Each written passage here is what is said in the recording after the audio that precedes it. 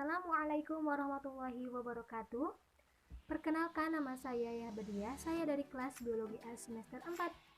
Video kali ini saya buat untuk memenuhi tugas mata kuliah mikrobiologi yang diampu oleh Ibu Muhimatul Umami SSI MSI, yaitu dengan tema Metode Pengendalian Pertumbuhan Mikroorganisme.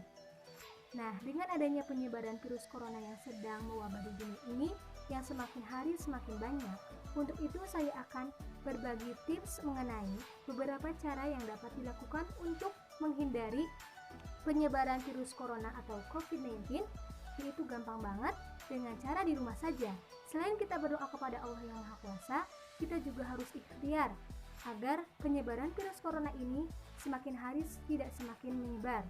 Nah, salah satunya yaitu dengan cara membuat cairan disinfektan. Nah, sebelum lanjut ke metode pengendalian pertumbuhan mikroorganisme, yaitu dengan cara disinfektan, kita juga harus tahu bahwa disinfektan itu apa sih? Nah, disinfektan itu adalah bahan kimia yang digunakan untuk mencegah terjadinya infeksi dan memiliki kemampuan yaitu untuk membunuh kuman atau mikroorganisme yang tidak dilihat oleh mata. Nah, tujuan dibuat adanya disinfektan ini adalah untuk membunuh bakteri, virus, kuman, dan mikroorganisme yang lainnya yang terdapat pada ruangan dan juga pada permukaan benda-benda mati.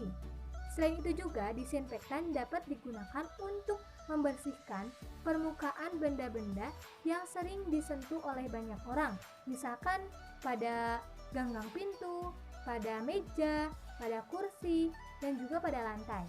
Selanjutnya, disinfektan yang akan saya gunakan itu terbuat dari bahan pemutih pakaian yaitu Baclean, di mana bahan kimia utamanya adalah larutan dengan kadar 3% sampai dengan 6%. Seperti pada Baclean ini mengandung 5,25% natrium hipoklorit yang dicampur dengan natrium hidroksida, hidrogen peroksida, dan juga kalsium hipoklorit.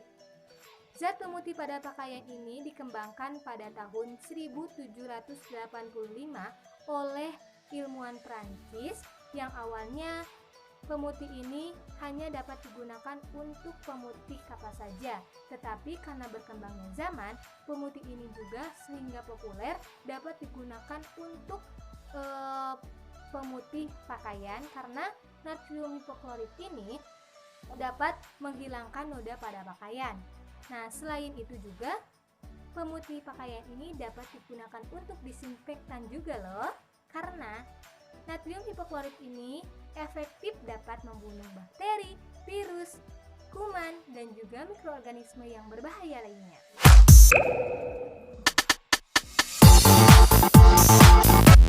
Untuk selanjutnya yaitu hal yang paling ditunggu-tunggu, membuat cairan disinfektan cukup di rumah saja.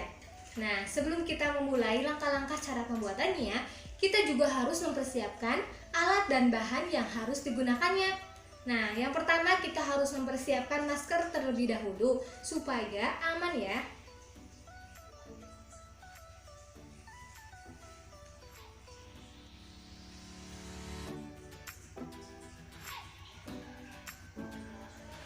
Nah, ketika kita sudah pakai masker, kita langsung saja kepada alat yang kedua yaitu gayung.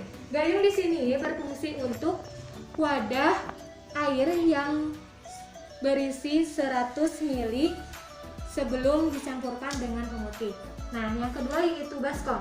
Baskom di sini yaitu tempat wadah air yang berisi 100 ml kemudian dicampurkan dengan pemutih. Nah, yang ketiga yaitu ada sendok. Sendok di sini berfungsi untuk meratakan cairan yang berisi pemutih dengan air agar merata. Nah, kemudian di sini ada gelas plastik. Gelas plastik di sini karena saya tidak mempunyai corong jadi saya pakai gelas plastik untuk mempermudah masukkan cairan ke sini ya. Nah, untuk selanjutnya yaitu ada botol plastik.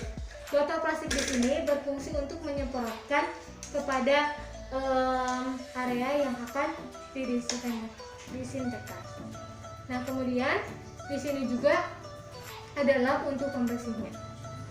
Nah, selanjutnya yaitu bahan yang digunakan, yaitu berupa air sebanyak 100 ml atau 1 liter. Kemudian ada pemutih, saya menggunakan pemutih dari Declean.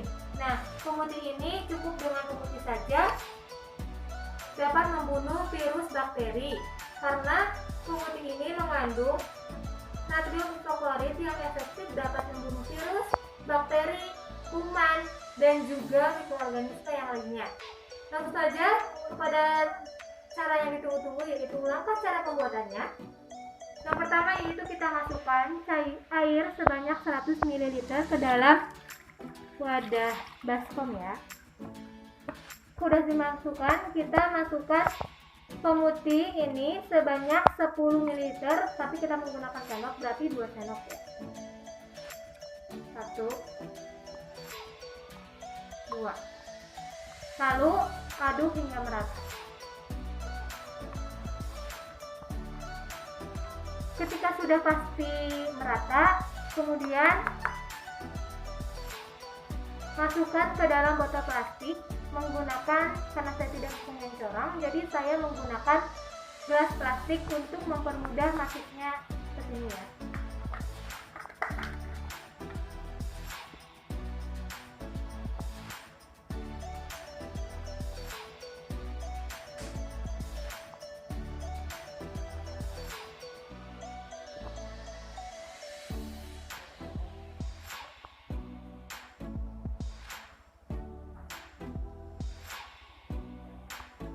Cukup sampai penuh saja.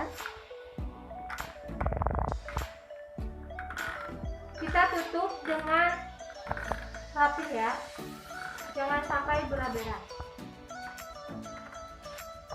Baik, sesudah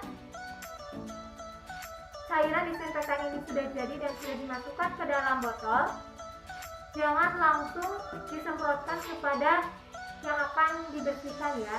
Tunggu sampai 10 atau 60 menit, karena proses untuk membunuh virus itu sekitar 10 sampai 60 menit.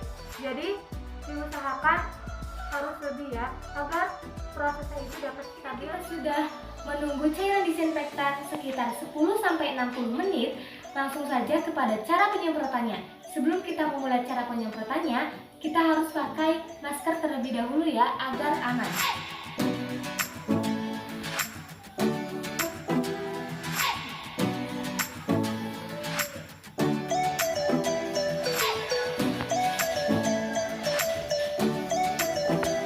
Langsung saja ya kepada cara penyemprotannya.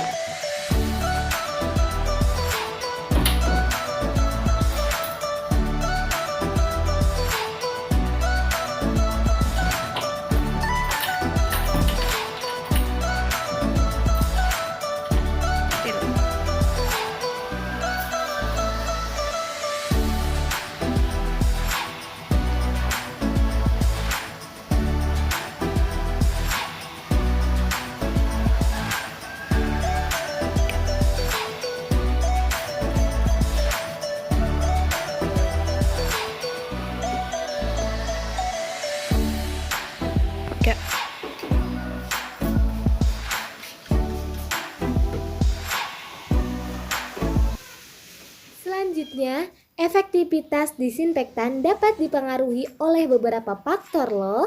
Yang pertama yaitu lama paparan suhu. Yang kedua yaitu konsentrasi disinfektan. Yang ketiga yaitu suhu. Suhu merupakan faktor yang paling penting dalam menentukan efektivitas disinfektan. Misalnya, senyawa klorin yang menghilangkan aktivitas disinfeksinya pada lingkungan suhu yang lebih dari 10. Lalu yang keempat yaitu tidak ada bahan pengganggu. Senyawa pengganggu yang dapat menurunkan efektivitas disinfektan itu adalah senyawa organik, misalnya feses, darah, dan juga muntah. Nah, senyawa disinfektan ini akan hilang efektivitasnya jikalau terkena sinar matahari. Oleh karena itu, usahakan jangan sampai terkena sinar matahari ya, agar hasilnya itu stabil dan efektif.